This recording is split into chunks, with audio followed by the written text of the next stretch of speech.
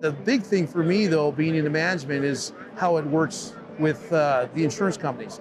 Downloading all the major carriers that use them, we get our reports from them. We can take photographs right from there and attach right to the file, send it to them. Helps with getting payment, final settlements turned in, so things turn easily. It's about ease and efficiency.